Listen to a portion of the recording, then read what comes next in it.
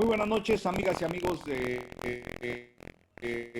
nos hacen favor de ver este programa de contos que se transmite todos los días, todas las noches, a través de las redes de Periódico Ultimátum. Me da mucho gusto saludar el día de hoy a la maestra Enriqueta Burelo. Hola, Hola, ¿qué buenas tal? noches, Ricardo.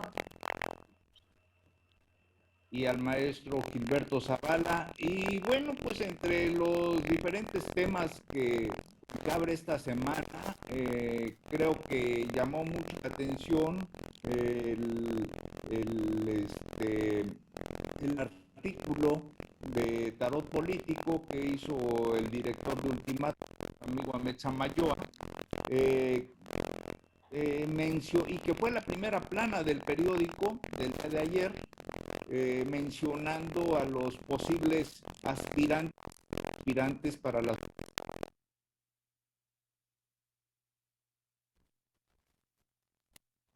Por supuesto, se mencionaron gentes que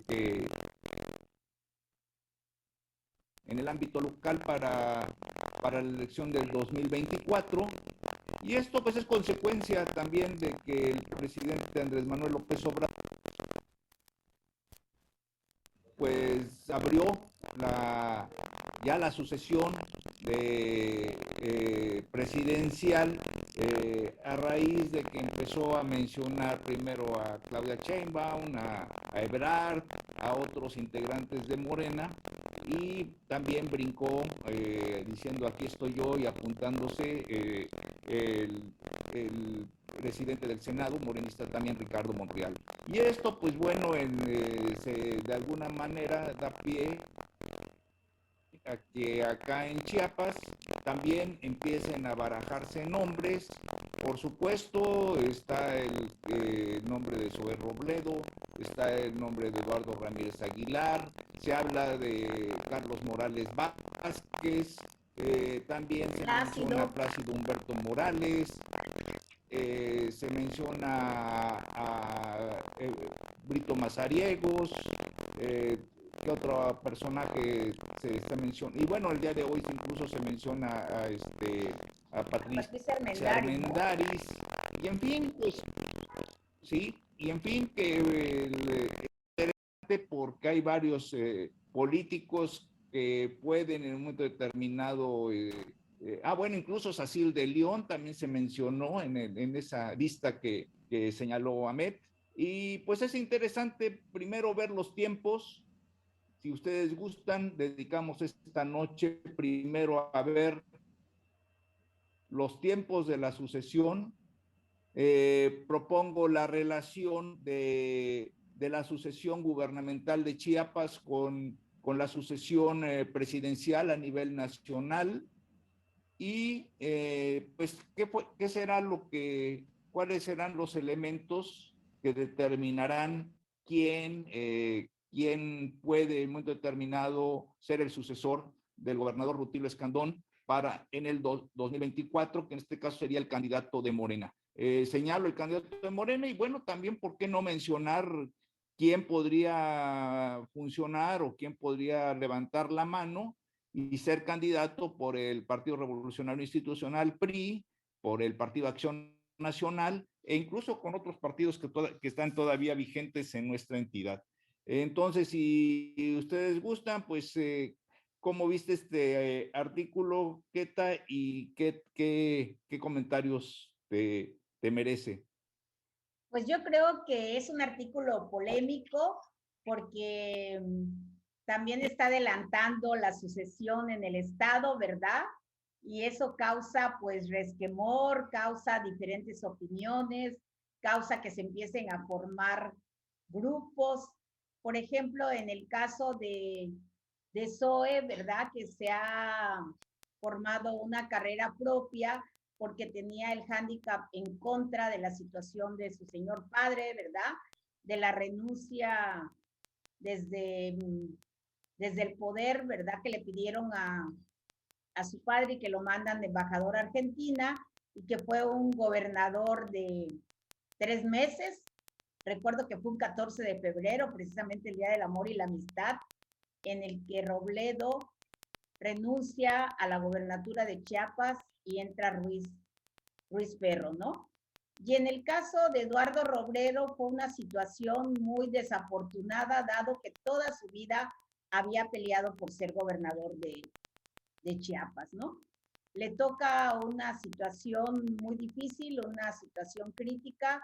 El 94 le toca además la muerte de Colosio, su principal padrino en esos momentos de Eduardo Robledo era Colosio, ¿no? Entonces se juntan dos elementos desafortunados, a pesar de que Eduardo, con la situación del Estado, logra ganar la gobernatura con mucha votación, ¿no? Fue una votación muy intensa, fue una votación muy copiosa, pero desafortunadamente a los 3 meses abandona el Estado.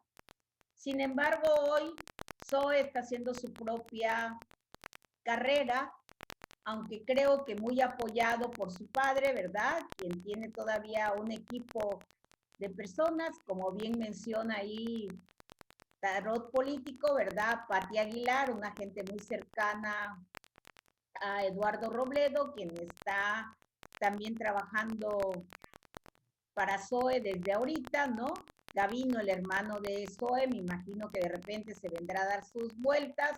Y don Eduardo, que al parecer ya anda recorriendo la Sierra Madre de Chiapas, que es donde él inicia su carrera política, ¿no? Desde la época del doctor Velasco Suárez, él muy joven y muy amigo, creo que de José Agustín Velasco, ¿no? Inician su carrera en esa zona de la sierra, donde además él es originario. Por otro lado está Eduardo Ramírez, ¿no?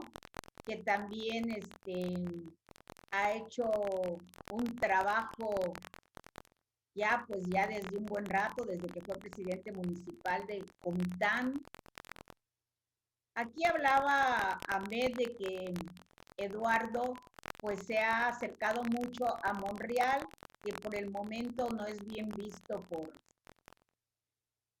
el presidente, ¿no?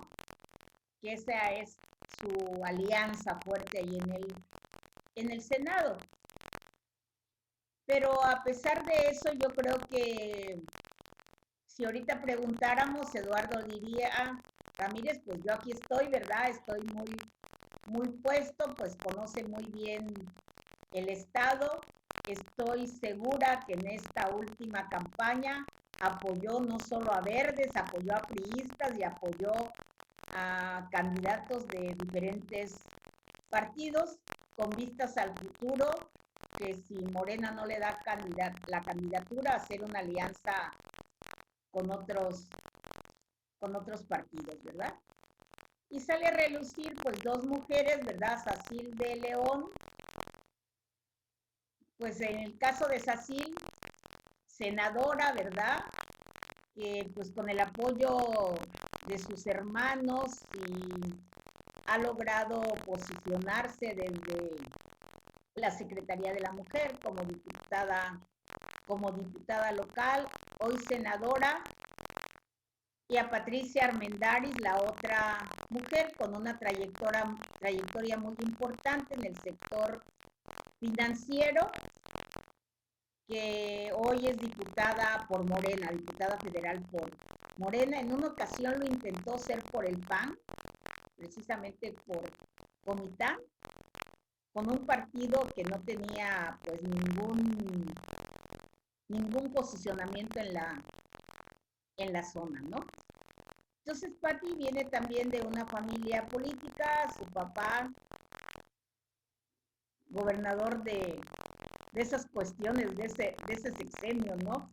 Un sexenio sui generis, en el cual don Gustavo Armendáriz fue gobernador por 8 días. Y me acuerdo de mi querido amigo Leopoldo Borrás, un periodista chiapaneco, más que nada que se ha hecho en el Distrito Federal, fue su secretario particular y también de comunicación social. Pues ahí están las dos mujeres y que creo que puede haber más mujeres que la busquen, ¿no? Tenemos a esta señora Albores, ¿no? Albores de Ocosingo, que ocupa un cargo, ¿no? A nivel nacional, una secretaría, la Secretaría de Desarrollo Social, que aunque se maneja de bajo perfil, en un momento dado podría saltar a las grandes ligas, ¿verdad? Por los temas de paridad de género, ¿no? Y creo que habrá otras mujeres también ahí muy puestas para decir yo. En el PRI yo creo que Arely Madrid, que ha tratado de pelear la gubernatura desde hace muchos años, también podría decir yo. Entonces es un panorama muy, muy interesante el que nuestro director Ahmed Samayoa nos presenta en este tarot político, que el tarot precisamente es una baraja, ¿no? Donde a muchos les gusta que se las tiren para ver el futuro, ¿no? Perfecto. Maestro Gilberto Zavala, ¿qué opina al respecto? Fíjate que escuchando a la maestra Kete y escuchándote a ti, estimado Ricardo, alcanzo a percibir que efectivamente es, como pocas veces yo recuerdo en la historia del país y por supuesto de Chiapas, una sucesión adelantada, ¿no?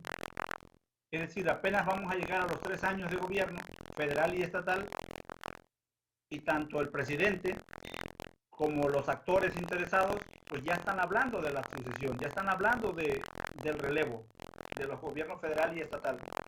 Hoy ustedes aluden a personajes políticos y sus historias, como plantea la maestra Queta. Sin embargo, yo me quisiera quedar con los problemas que tiene México y los problemas que tiene Chiapas, y que más bien, en mi opinión, es que este ejercicio de adelantar generalmente se deja para el último año del ejercicio de los respectivos gobiernos, cuando ya se empujan, es decir, permanecen fuertes los gobiernos, y ya en la última parte, en el último año, en los últimos meses, es cuando ya se empieza a separar una narrativa de uno u otro delfín para suceder al titular del Poder Ejecutivo. Pero hoy tenemos una variante en términos de la pandemia, Delta, que está alertando a todos los países. Y tenemos un comunicado de la Secretaría de Salud en donde efectivamente la semaforización ya no tiene mayor relevancia. Tenemos el tema del regreso a clases presenciales, en donde los estados tienen una posición distinta. Pero el hecho de generar este ejercicio de sucesión adelantada genera conflictos hacia adentro, tanto de Morena, y me parece que hay un desierto en la oposición. Hoy le rindieron homenaje al cuerpo de un destacado priista, coordinador de la Cámara de Diputados de ese partido, René Juárez Cisneros, quien falleció a causa del COVID. Y pareciera entonces, lo refiero con nombre porque fallece un político de relevancia para un partido en términos de oposición, para un gobierno que ya está hablando de sucesión. Y que al resto de la sociedad me parece que nos deja la sensación de que no está pasando nada con la pandemia, de que las actividades económicas se van a mantener abiertas, vigentes, y que hay que regresar a las actividades presenciales. Yo creo que está bien pensar en las actividades presenciales, pero me parece que los gobiernos tienen que hacer un ejercicio mayormente de seguridad, cambiar la narrativa para darnos seguridad y certeza a las sociedades, a la ciudadanía, que nos permita sortear con el mayor éxito posible en términos de familia, en términos de sociedad, esta pandemia y esta variante Delta que, insisto, está llamando la atención de muchos países. Creo que a 3 años todavía de que terminen los periodos respectivos, me parece que hay que centrarnos en los temas que ahora tenemos. Pero bueno, en la dinámica política, ahí están los temas, ya se está hablando de la sucesión, ahí está Ricardo Monreal, un senador que no ha sido mencionado por el presidente y que entiendo que la palabra de un presidente cuando adelanta la sucesión tiene un valor, tiene un significado y envía mensajes. La política es de simbolismo y que ya empieza a generar conflictos al interior del partido oficial, que es Morena, y que yo diría que los partidos de oposición ya deberían o debieron de haberse puesto a trabajar realmente en tener opciones viables, porque no solamente se trata de suspirar o de querer estar, decía la maestra Queta, en ese ejercicio de echar la suerte a través de una carta, ¿no? En este caso, el ejercicio de una columna, como es la de nuestro amigo Ahmed Samayor, de tarot político, sino que más allá tendríamos que estar haciendo un ejercicio de cambio de percepción a partir de una narrativa que nos genere certeza, que nos genere confianza a la ciudadanía para que podamos decidir llegados los tiempos. Pero bueno, insisto, son tiempos adelantados, son figuras que entran al juego y hay que comentar sobre ellas, por supuesto, pero yo me quisiera quedar con la realidad, y la realidad es esta que he expresado. Gracias. Es curioso, ¿verdad? Que la llegada de Zoe a Chiapas en estos momentos encaja en el tema de salud, ¿no? Si Zoe estuviera en otro espacio político, pues no se le habría dado la posibilidad de venir a Chiapas en estas circunstancias, ¿no? Pero dado que esté en una secretaría vinculada al sector salud, aunque no es la cabeza del sector salud, le encargan, dado que es chiapaneco, el tema de la vacunación, ¿no? Que porque Chiapas estábamos apenas con el 19% de vacunados, ¿no? Y entonces hace una tarea titánica en estos días para subir el índice de vacunación, porque además de alguna manera para él implica un reto y implica venir y como decimos en política, darse sus baños de pueblo y caminar, y él lo hace a través de este tema de la vacunación, ¿no? Creo que a muchos no les ha de, y a muchas, ¿verdad? No les ha de haber gustado la llegada de Zoe, ¿no? Porque además el presidente le ha mostrado deferencias, ¿no? Deferencias muy palpables, ¿no? A nivel nacional, ¿no? Hacia él, ¿no? Claro, yo observo una cosa de que aquí efectivamente el destapar la sucesión por parte del presidente, pues es un elemento de distracción para la población, para que de hecho siempre el barajar nombres para la sucesión es más que nada es un ejercicio de diversión política, no tiene mayor trascendencia, porque en última instancia, en el caso de Chiapas sobre todo, la influencia del presidente de la República es decisiva en la designación del candidato a gobernador del partido dominante, y en eso tenemos muchísimos ejemplos, ¿no? El gran clásico político chiapaneco Jesús Castillo Casaonda, cuando hace su libro de 50 años de revolución, pues señalaba que en el pasado reciente realmente el único gobernador poderoso que pudo influir en la decisión de su sucesor durante varios años, pues fue Emilio Rabasa en la época del Porfiriato. Y Emilio Rabasa finalmente, pues fue un gobernador que fue designado por Porfirio Díaz para venir aquí a Chiapas a enfrentarse con los cacicazgos locales. De hecho, creo que esa es la historia, o esa ha sido la historia de la sucesión gubernamental en Chiapas, ¿no? El candidato que viene apoyado por la federación, normalmente con un proyecto, que han sido los candidatos más fuertes, el caso de Raimundo Enríquez cuando lo nombra, lo designa Lázaro Cárdenas, se enfrenta al candidato León Brindis, que está impulsado por Victórico Grajales, un general callista, pero muy ligado a los intereses de los finqueros, cuando el general Grajales se opone abiertamente a que este sea el candidato del entonces Partido Nacional Revolucionario, pues el presidente Cárdenas de alguna manera promueve a través del Senado la desaparición de poderes y la caída de Grajales. Y bueno, tenemos muchísimos ejemplos en este sentido. Habíamos comentado en otra plática aquí en Ultimátum ese gran agradecimiento a esa aparición repentina de Juan el exgobernador de Chiapas, ¿no? Juan Sabines Guerrero. Y Juan Sabines Guerrero, pues finalmente, claro que debe tener mucho agradecimiento a López Obrador, porque finalmente López Obrador fue el que hizo que Pablo Salazar tuviera que dar de baja a su candidato, que era secretario de gobierno, ¿no? Velázquez.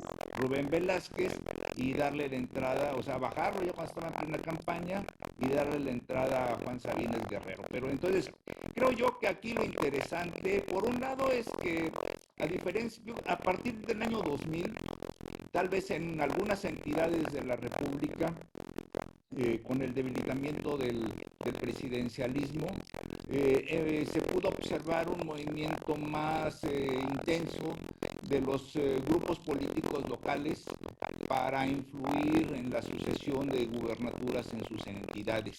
No ha sido el caso de Chiapas, pero creo que a raíz de la elección del 2018 y la fuerza contundente con que llega López Obrador, estamos, aunque el mismo presidente no lo quiera aceptar, en un resurgimiento de la fuerza del presidencialismo. Y esto va a influir, o sea, como siempre, siempre ha influido la cercanía del candidato con el presidente de la República. Un punto que quisiera, para no acaparar el comentario en esta noche, pero creo que lo interesante aquí es que, a diferencia de la sucesión como se daba tradicionalmente en el Partido Revolucionario Institucional, cuando tenía el poder hegemónico, o en todo caso en el Partido de Acción Nacional, en el caso del PRI, pues es siempre lo que lo ha caracterizado, es esa característica de la disciplina, del de guardar prudente silencio hasta que llegan los tiempos políticos. En el caso del Partido Acción Nacional, esa búsqueda de democracia en la elección de sus candidatos. Bueno, en el caso de Morena, lo más seguro es de que son muchos grupos los que están ahí reunidos, ya lo hemos dicho en otras ocasiones, y lo que vamos a estar observando, creo, en el futuro inmediato, son choques entre estos grupos e incluso encontronazos fuertes, porque son grupos que lo único que tienen en común es haber sido cohesionados por la candidatura presidencial de López Obrador, pero que son grupos que ahorita al vislumbrarse la posible sucesión, pues cada uno de ellos va a tratarse de fortalecer. No es obvio, evidente el hecho de que Monreal levanta la mano solito y dice: aquí estoy yo también. Y creo que en esa lucha entre grupos va a arrastrar a muchos suspirantes, o va a hacer que muchos suspirantes chiapanecos cambien de carril, cambien de bando, cambien de equipo al cuarto para las 12. Entonces la verdad es que está divertido, efectivamente. El día de hoy Zoé Robledo da un informe en la mañanera del presidente para dar a conocer los resultados de la campaña de refuerzo de vacunación, y bueno, pues informa él que se hicieron avances. En solo 17 días se vacunaron más de 1 millón de personas, y que la cifra que antes estaba Chiapas en el último lugar con 17.7% de la población mayor de 18 años, ahorita ya tiene el 29.9%. Y lo más seguro es de que Zoé Robledo va a seguir aquí coordinando esa campaña hasta lograr que se incremente esa cifra. Un informe totalmente técnico, un informe que se habló de la vacuna, un informe que se habló de cómo se está avanzando en la vacunación en Chiapas, pero que sin embargo para muchos suspirantes y suspirantas, pues les movió el tapete, ¿verdad? Los puso a reflexionar. El rating de Zoe, ¿no? Con el incremento de la vacunación. Claro, y que finalmente el trabajar con equipos para vacunación en todo el estado, pues le da mucha fuerza para estar amarrando alianzas que posiblemente sean importantes en el futuro. Aunque tiene razón el maestro Zavala, que pues los problemas que siguen vigentes en el país, pues es la vacunación y el dilema entre, por un lado, tomar medidas más drásticas de prevención sanitaria o mantener la economía abierta, y que pues prácticamente es un dilema difícil de solucionar, porque cualquier acción que tome el gobierno en ese sentido pues afecta a la población. No, México no puede darse el lujo de mantenerse cerrado, pero es evidente que hasta ahorita todo el mundo lo ha señalado, la única defensa contra la pandemia es la vacunación, no hay de otra. No sé, maestro Zavala, ¿qué opina? Sí, fíjate que es que te escucho, los escucho y estoy en esa reflexión. Efectivamente, por ejemplo, el ejercicio que hoy llevar a cabo el responsable de llevar a buen puerto la vacunación en Chiapas, y ya prácticamente ese ejercicio político tiene razón, es un informe técnico, pero que tiene un mensaje que se lee en término político como un actor que empieza a posicionarse. No es nada más la vacunación, es armar una estructura. Y los procesos políticos cuentan sin duda las estructuras políticas que cada actor tiene. Sin embargo, a mí me sigue pareciendo que es muy temprano. Es decir, está bien, me parece que hoy en el informe de la vacunación de 17 pasa casi el 30% entre los chapanecos, me parece que es bueno, pero como una imagen de un solo día, de un solo momento, porque creo en mi opinión que hay actores que van a salir más adelante, porque las circunstancias seguirán siendo muy complejas. Entonces me parece que las oportunidades siguen y seguirán abiertas, así como también los desafíos y las complejidades en términos de la pandemia, en términos de esa confianza de la sociedad, en términos de responsabilidad, también va a seguir y nos va a ir mostrando diferentes aristas que va a permitir a aquellos actores que tengan aspiraciones a tomar las que mejor les convenga. Y yo diría allí, insistiría, pues yo no veo a los partidos políticos con buen ánimo o estar pensando en los relevos, ¿no? Yo los percibo más bien como que todavía el efecto de los resultados electorales de las elecciones de junio del 2021 aún no les permite la reflexión interna ni mucho menos la reconciliación.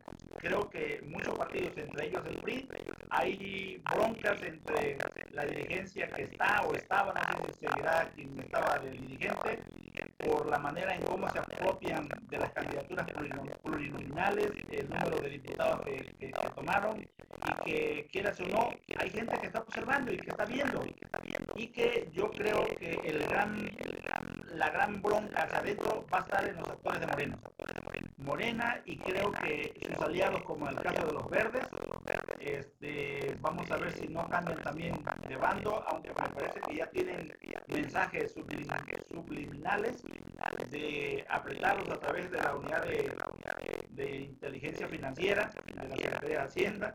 Es decir, hay otros instrumentos que se están moviendo y que van a poner orden llegado el tiempo político necesario. Sí, y en el caso, por ejemplo, de Patricia Armendáriz, aparentemente nueva en este campo, ¿verdad? Ella muy joven, cuando Juan Sabines Gutiérrez estuvo a cargo del Prodech en San Cristóbal. hay una calle en San Cristóbal que lleva su nombre. Y luego cuando Pablo Salazar estuvo un breve tiempo de asesora financiera y su intento de ser diputada por el PAN. Luego finalmente se dedicó al tema financiero, que es fuerte, ¿verdad? Últimamente es muy conocida por su participación en el programa Shark Tank. Y nos sorprendió, yo creo que a muchos y a muchas, ¿verdad? Su participación en el viaje, aquel famosísimo A Washington. Trump, ¿verdad? Donde López Obrador lleva una comisión y ella fue la cronista del viaje, ¿no? Ella fue quien hace la crónica de todo lo que representó el viaje y desde entonces se ha mostrado muy afín a la 4T. Bueno, yo creo que más que a la 4T, yo creo que a López Obrador, si vemos sus Twitter constantemente, está haciendo una defensa de los temas de la 4T, ¿no?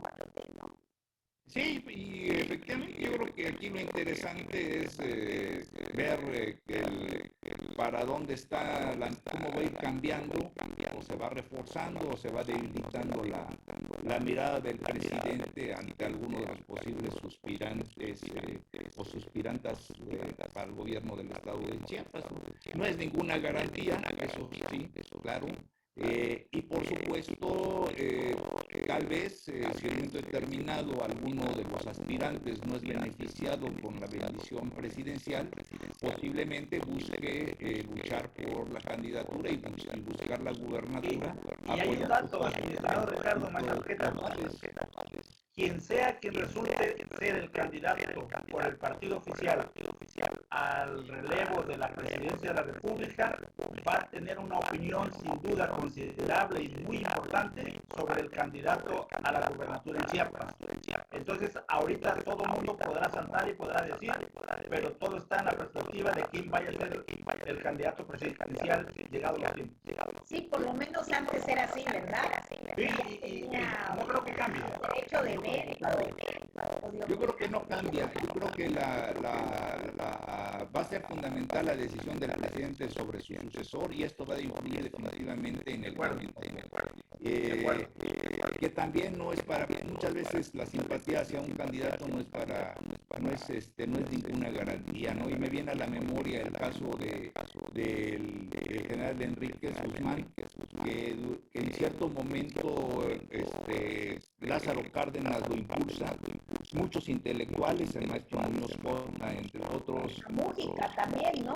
La Mújica también gentes de izquierda los impulsa para buscar la candidatura y al cuarto para las 12 los deja colgados de la brocha, y eso es una parte negra de la historia de Lázaro Cárdenas, pero a muchos de sus seguidores los dejó colgados de la brocha y hay que recordar la represión tan terrible que sufrieron los cambridistas en todo el país, incluyendo en la Ciudad de México y incluyendo a Chiapas, ¿no?